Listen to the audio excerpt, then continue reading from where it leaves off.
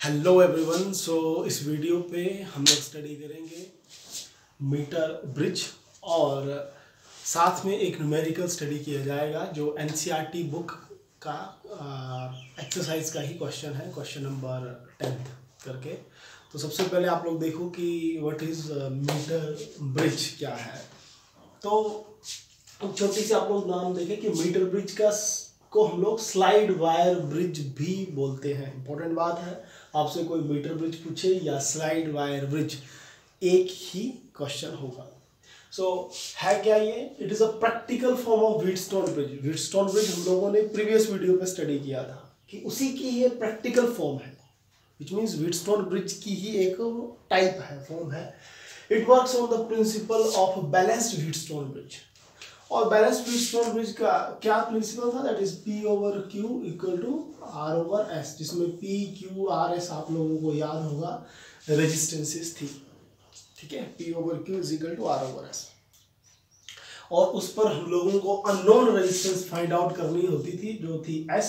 तो S कितना चला जाएगा? S इस साइड ले जाओ एंड R यहीं पे रहा और ये change, that is Q over P। ठीक है, सो S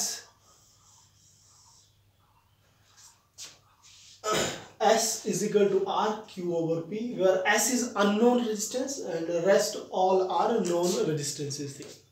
लेकिन मीटर ब्रिज में देखिए कि इसकी कंस्ट्रक्शन किस तरह की होगी। तो कंस्ट्रक्शन में क्या होगा इसकी, सेकंड आप लोग लिखेंगे कंस्ट्रक्शन। और कंस्ट्रक्शन में क्या क्या आएगा? कंस्ट्रक्शन में सबसे मोस्ट इंपॉर्टेंट चीज है कि एक वायर आएगी और वो वायर होगी कॉन्स्टेंटन और मैग्नेनियम की बनी हुई वायर। ठीक है, एक वायर ली जाएगी और मटेरियल कौन सा यूज कर रहे हैं? Constantan and manganin. Okay, constantan and manganin wire use की जाएगी। अब बात आती है कि ये वायर क्यों यूज की गई? क्योंकि याद रखना, ये जो मटेरियल है कॉन्स्टेंटन और मैग्नेनियम, इसकी जो रेजिस्टेंस है टेम्परेचर के चेंज होने पर चेंज नहीं होती है। मेन ये है कि एक रेजिस्टेंस की वायर है। ओके, वायर है, दैट मींस रेजिस्टेंस प्रोवाइड करवाएगी। लेकिन मटेरियल हम लोग कॉन्स्टेंटन एंड मैग्नेनियम यूज कर रहे हैं। Because why we use constantan and manganin material? Because its resistance do not change with change in temperature। Okay, अगर टेम्परेचर चेंज होगा तो इसकी रेजिस्टेंस चेंज नहीं होगी, इसलिए वायर कॉन्स्टेंटन और मैग्नेनियम की यूज की जाएगी। अच्छा, और क्या यूज होगा? इस पॉइंट को नाम दे दें A और इसको दे दें B। अच्छा, अब एंड्स पर कॉपर की स्ट्रिप्स यूज होती है। ठीक है, और दो स्ट्रिप्स आप लोगों की इस तरह से होगी कॉपर की, और इस तरफ भी एक कॉपर की स्ट्रिप यूज की जाएगी।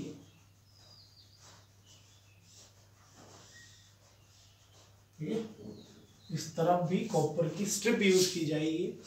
तो सेकंड आप लोगों का मटेरियल, फर्स्ट वायर आई, सेकंड आप लोग याद रखें CS, that is copper strip. Copper strip आप लोग यूज करोगे। और कॉपर स्ट्रिप राइट एंगल पर यूज की गई, दो एंड्स पर ये फिक्स की जाएगी। देन ये जो बीच में स्पेस बचा, इस पॉइंट पर भी कॉपर की स्ट्रिप ही यूज की जाएगी। ठीक है, तो याद रखें ये है आप लोगों की CS, which means copper strip. अब काफी इंपॉर्टेंट पॉइंट है, इस पॉइंट पर कनेक्ट किया जाएगा एक रेजिस्टेंस बॉक्स। तो मैं R से इसको लिख देता हूं।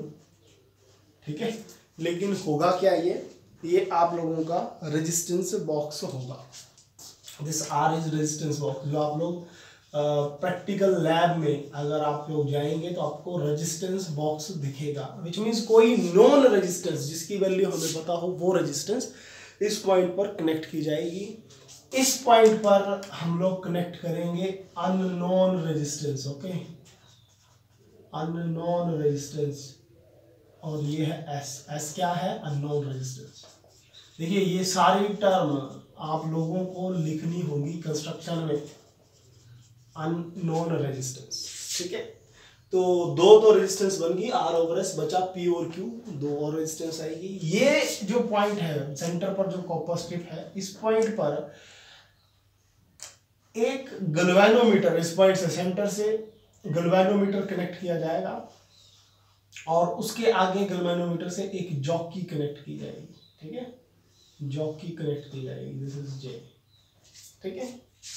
और अब वर्किंग के लिए इस पर करंट की जरूरत पड़ेगी, इसलिए पॉइंट ए और पॉइंट बी के बीच में एक बैटरी कनेक्ट की जाएगी और एक की भी यूज की जाएगी। तो सपोज कीजिए पॉजिटिव नेगेटिव एक बैटरी ले लो, ठीक है, और इस पॉइंट पर एक की ले लो, ठीक है, this is E and this is के, ठीक है जी।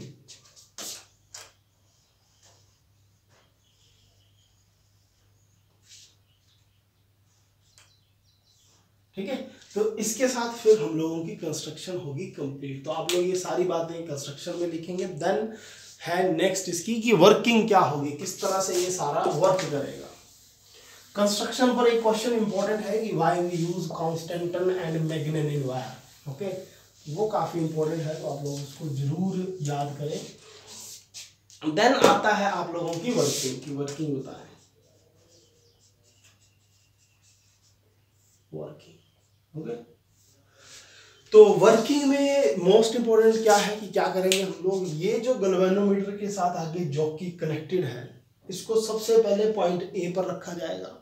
एंड देखिए कंस्ट्रक्शन पर एक और बात आप लोगों ने ऐड करनी है जो मेरे माइंड से स्किप हुआ, ए और वी वायर के बिल्कुल पैरेलल में, ये कंस्ट्रक्शन पर ऐड करना, ठीक है, ए और वी वायर के बिल्कुल पैरेलल में एक वुडन स्केल होगा, ठीक है, लकड़ी का बना हुआ एक स्केल रखा जाएगा जिस पर इसकी लेंथ मेजर्ड होगी वायर की। और आपको ये मैं बता दूं कि इसकी जो लेंथ होगी वो 1 मीटर होगी। इस स्केल की जो लेंथ होगी ओवरऑल इस पॉइंट से लेकर इस पॉइंट तक वो होगी 1 मीटर, 1 मीटर के इक्वल। और उसी से इसका नाम बना मीटर ब्रिज, क्योंकि वायर जो यूज करेंगे दैट इज 1 मीटर। तो ये वुडन का स्केल भी आ गया, कंस्ट्रक्शन पर ऐड करें। अब क्या किया जाएगा वर्किंग में, गैल्वेनोमीटर से जो जॉकी कनेक्ट किया गया ये वायर है एक्चुअल में, इसको सबसे पहले पॉइंट ए पर रखेंगे और फिर इस पॉइंट पर सपोज कीजिए ये मार्कर मेरा जॉकी है, तो इस पॉइंट पर रख के इसको मूव करना स्टार्ट करेंगे वायर के ऊपर, ठीक है। जैसे ही आप लोग वायर के ऊपर इसको मूव करना स्टार्ट करोगे तो आप लोगों को एक पॉइंट ऐसा मिलेगा जिस पॉइंट पर गैल्वेनोमीटर 0 डिफ्लेक्शन देगा, विच मीन्स इस गैल्वेनोमीटर पर रीडिंग, कोई रीडिंग नहीं आएगी। जैसे आपने पॉइंट ए पर रखा, एक गैल्वेनोमीटर कुछ रीडिंग देगा, ठीक है। फिर आप लोग इसको आगे मूव करोगे, गैल्वेनोमीटर की वो जो वैल्यू आ रही थी वो डिक्रीज होना स्टार्ट होगी, धीरे धीरे डिक्रीज करते करते एक पर्टिकुलर पॉइंट पर, सपोज कीजिए ये है वो मेरा पॉइंट जिस पर गैल्वेनोमीटर ने 0 डिफ्लेक्शन दी या नो डिफ्लेक्शन दी, उस पॉइंट को बोलेंगे it is a balanced point, वो पॉइंट होगा बैलेंस्ड। तो सपोज कीजिए ये पॉइंट ये है मेरा जो एल डिस्टेंस पर है, एल डिस्टेंस पर है ए पॉइंट से, क्योंकि वो एल डिस्टेंस कितना होगा इस मीटर स्केल पर हम लोग मेजर कर लेंगे, इसके बिल्कुल पैरेलली देख लेंगे स्केल पर कितनी दूर है। तो सपोज कीजिए वो है एल, तो टोटल ये डिस्टेंस कितना होगा, 1 metre is equal to 100 centimetre, okay. तो सपोज कीजिए ये एल सेंटीमीटर है, तो इस तरफ कितना बचा 100 माइनस एल, ठीक है, क्योंकि टोटल सपोज कीजिए 100 है, अगर मैं बोलूँ ये पॉइंट आपका 20 सेंटीमीटर हुआ ये पॉइंट, तो आगे आप लोगों को पता है 80 बचा, क्योंकि आपने क्या किया 100 माइनस 20। तो सेम वे से अगर मैं बोलूँ एल, तो इस तरफ कितना बचा 100 माइनस एल। लेकिन अब बातें कुछ और आएंगी, और सपोज कीजिए ए से लेकर इस पॉइंट तक जो जॉकी का जे लिखा है इस पॉइंट तक जो रेजिस्टेंस है उसको मान लीजिए पी, और जे से लेकर बी तक जो रेजिस्टेंस है वो मान लीजिए क्यू। तो 4 रेजिस्टेंसेस बन गई आर एस पी क्यू, ठीक है। लेकिन वर्किंग पर थोड़ा सा हम लोगों को, अगर ये मैं प्रिंसिपल अप्लाई करूंगा, लेकिन उससे पहले आप लोग थोड़ा अज्यूम करें, let small R is equal to resistance per unit length, okay. एक यूनिट लेंथ की जो रेजिस्टेंस है, और एक यूनिट लेंथ मान लीजिए 1 सेंटीमीटर, तो उसकी जो रेजिस्टेंस है दैट इज आर। तो ए से लेकर जी तक, या तो जो ए से लेकर जी तक, या रेजिस्टेंस ऑफ पी रजिस्टर कितनी होगी?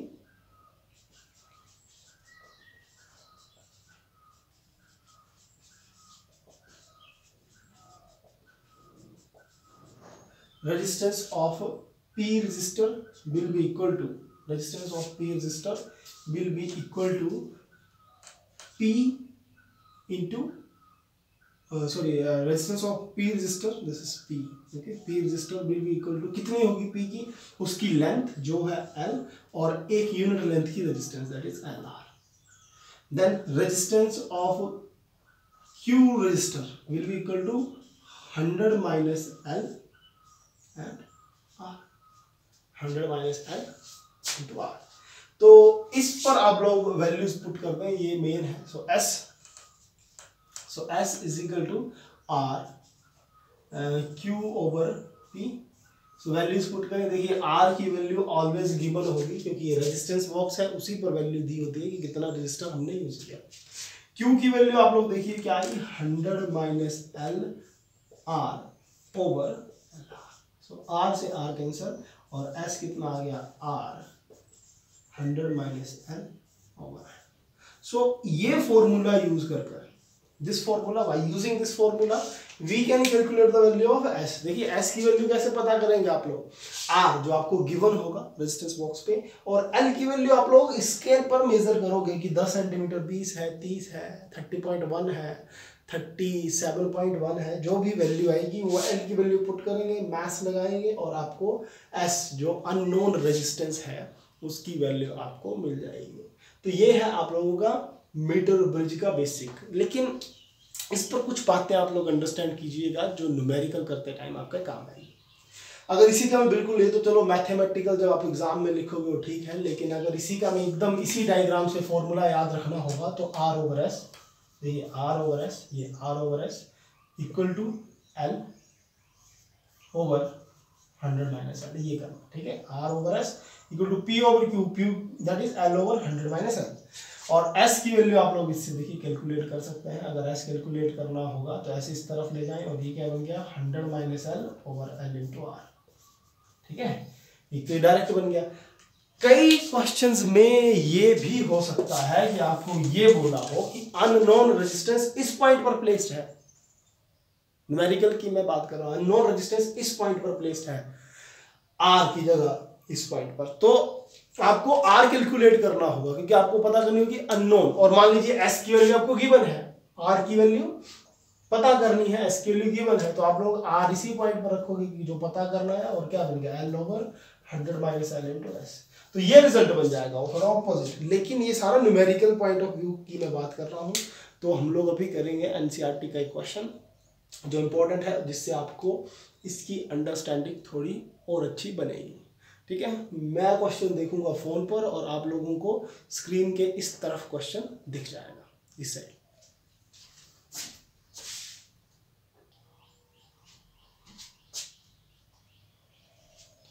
तो जो क्वेश्चन है वो है कि in a metre bridge figure 3.27, question number 10 है, ठीक है, एक्सरसाइज का 3.10 करके, ठीक है, एक्सरसाइज का क्वेश्चन है। तो इस पर क्या है कि आप लोगों को गिवन है in a metre bridge the balanced point. लेकिन इस क्वेश्चन को करने के लिए इन्होंने फिगर मेंशन की है, जो बुक की फिगर आप लोगों को चेक करनी पड़ेगी, फिगर 3.27, उसी को यूज करके इसका आंसर देना है, ठीक है। क्वेश्चन बोल रहा है in a metre bridge the balance point is found to be at 39.5। तो बैलेंस पॉइंट क्या हुआ, L की वैल्यू आपको गिवन है 39.5 centimetre, okay, from the end A से, when the resistor Y is of, Y is given, Y is of 12.5 ohm, determine the value, determine the resistance X हम लोगों को find out करना है, और बाकी फिर इसका सेकंड पार्ट आ रहा है। ठीक है। तो फर्स्ट पार्ट आप लोग देखो क्या है, लेकिन आप लोग ये डायग्राम अगर देखोगे बुक पर तो आपको डायग्राम कुछ इस तरह से मिलेगा। एक्स आप लोगों को मिलेगा इस पॉइंट पर, ठीक है, उस डायग्राम में एक्स आपको इस पॉइंट पर मिलेगा, और फिर आप लोगों का इस तरह से कॉपर स्ट्रिप्स होंगी, ठीक है, ये कॉपर स्ट्रिप्स होंगी, और इस पॉइंट पर आप लोगों को मिलेगी वाई, ठीक है, वाई, और फिर ए और बी, आप लोगों को पता है ए और बी से कॉपर की स्ट्रिप्स थी इस तरह से 90 डिग्री पर कॉपर की स्ट्रिप्स, ठीक है, कॉपर की स्ट्रिप्स, ये इस तरह से कॉपर की स्ट्रिप्स थी, और ए और बी, ए पॉइंट ये था, बी पॉइंट ये था, और ए और बी के बीच में कांस्टेंटन और मैग्नेटिक की वायर, और इस पॉइंट पर जो कॉपर स्ट्रिप थी इस तरह से, उससे आप लोगों ने गैल्वेनोमीटर की हेल्प से जॉकी कनेक्ट किया था, ठीक है, इसी तरह का डायग्राम था। तो एल क्या है, एल इज दैट मीन्स ये लेंथ आपको गिवन है 39.5 सेंटीमीटर, ओके। तो दूसरी तरफ क्या बचा, 100 माइनस 39.5, ठीक है, 100 माइनस 39.5, और y इज 12.5 ओम, तो ये y गिवन है दैट इज 12.5 ओम। देखो क्वेश्चन अंडरस्टैंड करना कि 12.5 ओम जो हम लोगों ने भी आर्टिकल किया उस पर, इस पॉइंट पर अननोन रेजिस्टेंस हम लोग प्लेस कर रहे थे, लेकिन एनसीईआरटी में आप लोग देखोगे तो उस पर इधर नॉन रेजिस्टेंस प्लेस है, जो वैल्यू हमें पता है वो उन्होंने इस साइड प्लेस की है, जो पता नहीं है वो इधर है, लेकिन जो आर्टिकल हमने किया उस पर इस पॉइंट पर हम लोग सेट कर रहे थे जो वैल्यू हमें पता थी आर, और एस लिया था इस पॉइंट पर जो वैल्यू हमें पता नहीं थी, लेकिन थोड़ा सा चेंज है, बाकी कुछ ज्यादा चेंज है नहीं। तो फॉर्मूला लगाएं एक्स ओवर वाई जो था आर ओवर एस, ठीक है, R over S P over Q over 39.5 over 100 minus 39.5, ठीक है जी। तो आपको तो x पता करना है, तो x की वैल्यू कितनी चलेगी, दैट इज 39.5 100, देखिए 100 माइनस 39.5, तो कितना बचा, 5 बचा, और 9 0 60.5 इंटू वाई, देखिए वाई इस तरफ ले जाओ, इंटू वाई, ठीक है, और y की वैल्यू कितनी है 12.5, तो y की वैल्यू पुट करो दैट इज 12.5। अब आप लोग अप्रोक्सीमेट इसका आंसर निकाल लो, ठीक है, एग्जैक्ट किसी को करना होगा तो कर ले आराम से। तो मैं 39.5 को ले रहा हूँ अप्रोक्सीमेट इक्वल टू 40, इसको ले लिया मैंने 61 और इसको ले लिया मैंने 13, ठीक है, 0.5, तो आंसर थोड़ा ऊपर नीचे आएगा। तो आप लोगों को 40 इंटू 13 कर लो या 13 इंटू 4 कर लो तो 52, ठीक है, तो 0 भी है तो 520 डिवाइड बाई 60, तो डिवीजन डायरेक्ट ही कर लें, तो 520 डिवाइड बाई 61, तो 61 है तो अप्रोक्सीमेट 8 से ट्राई करें, 8 48, ठीक है, 9 से बड़ा हुआ, ठीक है, तो 8 और 4 8 8 कितना बचा 2, और ये 1 3 32, देन एक और 0 ले, पॉइंट लगा लो उसका, और कितना आएगा 61 है, तो 32 जाने के लिए 5 ट्राई करें, 5 ट्राई, ठीक है, तो 8.5 के अप्रॉक्स इक्वल चला जाएगा, 8.5 ओम के इक्वल आपकी वैल्यू चली जाएगी। इससे थोड़ी कम या ज़्यादा आ सकती है वैल्यू, विच इज अप्रॉक्सीमेट कर रही है, ठीक है, which is approximate equal to this much 8.5 ohm. अब बात आती है इसी का पार्ट बी क्या है। इसी क्वेश्चन में एक पार्ट बी और पूछा गया था, वो क्या क्वेश्चन पूछा गया कि why are the connection between the resistor in a Wheatstone और metre bridge made of thick copper strips. मतलब ये जो कनेक्शंस है ये थिक कॉपर स्ट्रिप्स के क्यों यूज किए जाते हैं, इस पॉइंट पर ये जो कॉपर की स्ट्रिप्स हैं वो हम लोग थिक क्यों यूज कर रहे हैं, ठीक है, ये क्वेश्चन इसमें पूछा गया।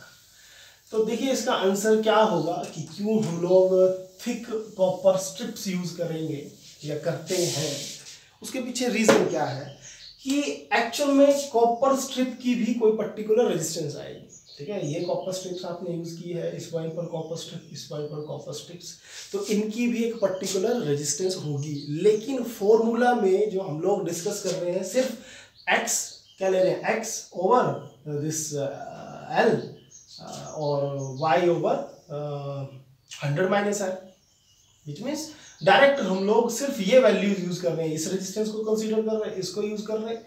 कॉन्स्टेंटन और मैग्नेनिन की जो रेजिस्टेंस है उसी को यूज किया जा रहा है। कॉपर स्ट्रिप्स की रेजिस्टेंस को नेग्लेक्ट कर रहे हैं, विच मीन्स अगर रेजिस्टेंस नेग्लेक्ट की जा रही है, विच मीन्स या तो रेजिस्टेंस की वैल्यू 0 होगी या रेजिस्टेंस की वैल्यू चाहिए बिल्कुल कम, काफी छोटी। तो आप लोगों को ये पता होगा कि R is equal to rho L over A, कि रेजिस्टेंस जो होती है वो डिपेंड करती है स्पेसिफिक रेजिस्टेंस, लेंथ और एरिया क्रॉस सेक्शन के ऊपर। तो कॉपर स्ट्रिप की स्पेसिफिक रेजिस्टेंस तो कांस्टेंट वैल्यू हुई, लेंथ जितनी लगेगी दैट इज आल्सो कांस्टेंट, तो रेजिस्टेंस डिपेंड कर रही है inversely proportional to A, area cross section. So अगर मैं थिक वायर यूज करूंगा, thick wire, what it means कि area of cross section increase कर दिया मैंने। अगर area of cross section increase किया, रेजिस्टेंस क्या होगी, डिक्रीज होगी। तो रीजन ये ही है कि थिक कॉपर स्ट्रिप्स अगर यूज करेंगे तो हम लोगों की रेजिस्टेंस की वैल्यू नेग्लिजिबल होगी, काफी कम होगी। That's why we use thick, which means the copper strips which have larger area of cross section, that's why we use this. ठीक है, पार्ट बी देखो आप लोग, इसी का पार्ट बी क्या है, determine the balance point of the bridge above if x and y are interchanged। बोला अगर x और y को इंटरचेंज कर दें, ठीक है, अगर x और y को इंटरचेंज कर दें तो क्या होगा। देखो x और y को इंटरचेंज करने होता, इस पॉइंट पर आप लोग लेकर आ गए y, इस पॉइंट को लेकर आ गए x, तो ये पॉइंट्स भी इंटरचेंज कर जाएंगे। तो इस तरफ बचेगा 100 माइनस 39.5, इंटरचेंज कर दो, और इस तरफ चला गया 39.5। व्हाट इट मीन्स कि 60.5 100 माइनस 39.5 हम लोगों ने सॉल्व किया था, दैट इज 60.5। तो जो पॉइंट आएगा, जिस पॉइंट पर गैल्वेनोमीटर 0 डिफ्लेक्शन शो करेगा, वो भी इंटरचेंज होंगे और वो आप लोगों का आ जाएगा 60.5। जो ऑप्शन बी जो क्वेश्चन है, इसी का पार्ट है 3.10 का, जो बी पार्ट है उसका आंसर है ये 60.5 सेंटीमीटर। देन इसका सी पार्ट भी है। सी पार्ट क्या है, what happen if the galvanometer, C part क्या हो रहा है, what happen if the galvanometer and cell are interchanged at the balance point. देखिए galvanometer and cell are interchange, cell means जो बैटरी कनेक्टेड है। डायग्राम पर आप लोगों को बैटरी भी मिलेगी, इस डायग्राम को चेक करना आप लोग, तो बैटरी भी मिलेगी पॉजिटिव नेगेटिव करके इस तरह से, और ये लो स्विच भी लग गया की। तो नेक्स्ट बोल रहा है कि अगर मैं गैल्वेनोमीटर और बैटरी को इंटरचेंज करूं, मान लीजिए बैटरी इस पॉइंट पर लगा दें, गैल्वेनोमीटर इस पॉइंट पर लगा दें, तो ये जो जे पॉइंट पर, जिस पॉइंट पर आकर गैल्वेनोमीटर ने डिफ्लेक्शन शो करना बंद की थी, क्या उसी पॉइंट पर फिर से वो पॉइंट फिक्स होगा, क्या उसी पॉइंट पर डिफ्लेक्शन 0 होगी। तो आंसर है बिल्कुल। अगर हम लोग बैटरी और गैल्वेनोमीटर को चेंज करेंगे, if you will interchange this, the point J will be fixed where galvanometer show 0 deflection. तो पॉइंट जे फिक्स रहेगा, गैल्वेनोमीटर फिर से जे पॉइंट पर ही जाकर 0 डिफ्लेक्शन देगा। तो ये होगा आपका आंसर सी का। तो ये क्वेश्चन थे एनसीईआरटी का जो मीटर ब्रिज से रिलेटेड था, तो मैंने सोचा डिस्कस करूँ आप लोगों के साथ। आई होप आप लोगों को लेक्चर समझ आया होगा। Thank you so much.